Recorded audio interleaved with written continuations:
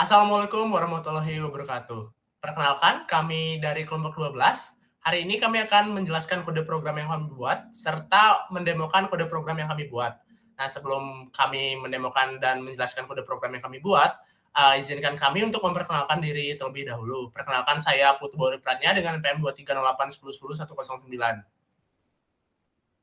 Saya Akbar Pratama Witanto dengan NPM 2308101127. Saya Kaderang Rasani Kusmawardana dengan NPM 2308110203. Baik, sekarang sebelum kami mendemokan programnya, izinkan kami untuk menjelaskan kode programnya terlebih dahulu. Baik, untuk pertama-tama saya akan menjelaskan mengenai library yang kita pakai, yaitu ada 3, Streamlit, Pandas, dan juga NumPy, yang masing-masing dialiaskan sebagai ST, PD, dan juga NP. Setelah itu, kita membaca dataset yang kita miliki dari file CSV menggunakan library Pandas. Setelah itu, kita menghapus kolom yang tidak diperlukan, yaitu di sini adalah kolom deskripsi gejala. Setelah itu, kita mengonversi nilai gejala berat atau kolom dari nilai masing-masing menjadi numerik, yang setelah itu kita filter dengan kolom yang memiliki nilai lebih dari 0,1 yang kemudian akan disum atau kita tambahkan menjadi nilai awal dari tiap-tiap gejala. Setelah itu kita menghitung nilai bobot dengan membagi nilai awal tadi dibagi dengan jumlah dari gejalanya, yaitu 3. Nah, selanjutnya ada kode CSS. Nah, kode CSS di sini itu berfungsi untuk menambah animasi dan meningkatkan estetika dari aplikasi yang kami buat. Di kode CSS ini itu seperti untuk menambah warnanya, untuk memperjelas tulisannya. Dan di berikutnya, yang di bawahnya di sini ada untuk, di sini ada ST Markdown ini, itu digunakan untuk membuat tabel. Nah, tabel ini tuh berfungsi untuk nantinya user itu memilih, agar memudahkan user memilih gejala yang mereka alami. Di sini ada datanya, data dari kode gejala dan nama gejalanya. Lalu di sini, di ST Markdown yang ada hashtag untuk membuat tabel scrollable ini, itu adalah untuk membuat tabelnya itu bisa di-scroll. Jadi supaya tidak terlalu banyak memakan tempat pada aplikasi, jadi tabelnya itu dibuat scroll. Dan di sini juga ada untuk pewarnaannya menggunakan kode CSS.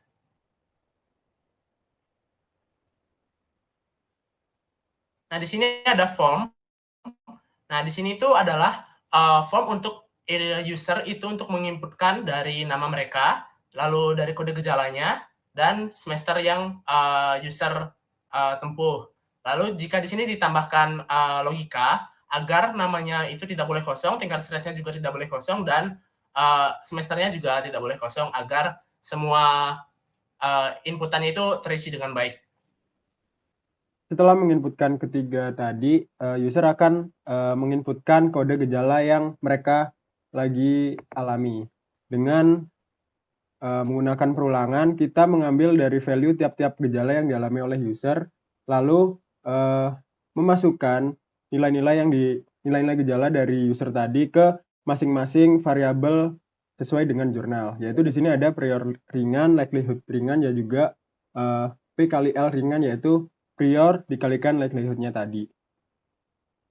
Setelah menghitung 3 gejala tadi, kita juga akan menghitung posterior dari masing-masing gejala dengan rumus P kali L dari gejala tadi dibagi dengan P kali L ringan plus P kali L sedang dan juga P kali L berat. Setelah itu akan ada if else atau percabangan, di mana jika posterior ringan lebih dari posterior sedang dan posterior ringan lebih dari posterior berat, maka akan muncul user mengalami gejala tingkat stres ringan dengan tampilan yang akan dijelaskan oleh Mas Bayu. Nah, jika di usernya itu mengalami stres ringan, maka di sini akan menampilkan pesan itu usernya itu mengalami stres ringan, dan di sini juga ada saran opsi. Ini tuh saran opsi yang dibentuk seperti slide box. Jadinya di sini user bisa memilih opsi apa yang mereka sekiranya bisa untuk mengatasi stres ringan yang mereka miliki.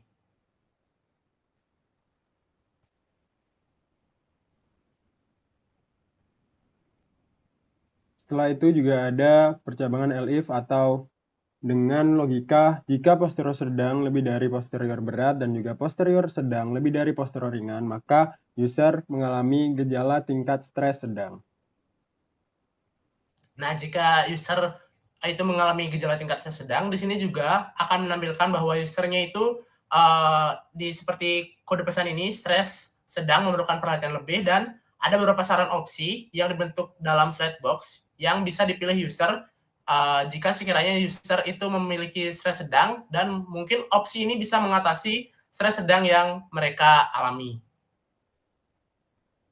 Selanjutnya yang terakhir adalah elif dengan posterior berat lebih dari posterior ringan dan juga posterior berat lebih dari posterior sedang yang akan menampilkan user mengalami gejala tingkat stres berat. Nah, begitu juga untuk stres berat, juga saat user mengalami stres berat, itu maka akan memunculkan sebuah output yang dimana itu bahwa usernya itu divalidasi mengalami stres berat, dan juga menampilkan saran opsi yang bisa digunakan user untuk mengatasi stres berat yang user miliki. Nah, selain saran opsi di sini, kami juga menampilkan untuk langsung untuk user jika mengalami stres berat itu untuk berkonsultasi ke Halodoc.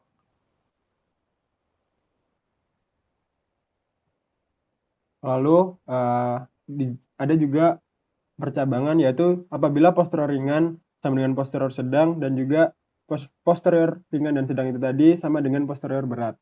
Di situ akan muncul tingkat stres Anda tidak dapat didiagnosis karena hasil perhitungannya itu tidak menunjukkan kategori yang dominan. Setelah itu juga ada else, yaitu kesalahan dalam pemasukan kode gejala. Selanjutnya akan dilanjutkan dengan Mas Akbar untuk menjelaskan demo program kita. Di sini adalah tampilan pertama dari web pendeteksi tingkat stres mahasiswa. Nah, di sini ada judul, kemudian ada tabel gejala penyakit yang bisa di-scroll, yang berisi kolom kode gejala dan nama gejala. Nah, di sini ada kode gejala G1 hingga G30. Nah, kemudian di bawahnya ada kolom nama, gejala, dan semester. Nah, di sini kita contohkan saja. Nah, di sini kita juga sudah menghitung secara manual di Excel untuk kode gejalanya, kemudian hasil dari tingkat stresnya.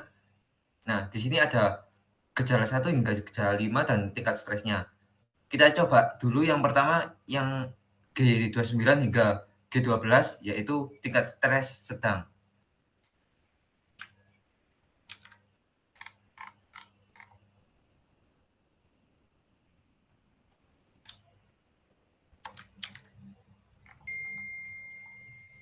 Nah, di sini kita memilih semesternya. Jadi tingkat stres yang ditampilkan dengan yang kita hitung manual itu sama, yaitu tingkat stres sedang. Kemudian di sini ada saran yang bisa dipilih oleh user. Kemudian kita tes juga untuk yang tingkat stres ringan, yaitu G12 hingga G4.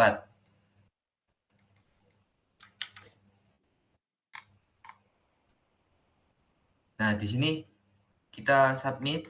Nah, di sini menampilkan tingkat stres ringan dan juga ada saran yang bisa dipilih oleh pengguna.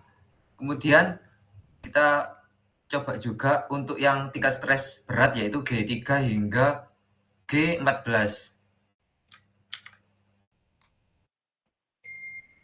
Nah, kita submit. Nah, di sini tingkat stresnya berat sama dengan yang kita hitung manual. Jadi perhitungan yang kita gunakan akurasinya yaitu 100%. Nah, di sini juga ada saran yang bisa dipilih oleh pengguna. Di sini ada link Halodoc yang bisa kita buka untuk berkonsultasi dengan psikiater atau sejenisnya. Nah, jadi sekian presentasi dari kami. Kurang lebihnya mohon maaf. Wassalamualaikum warahmatullahi wabarakatuh.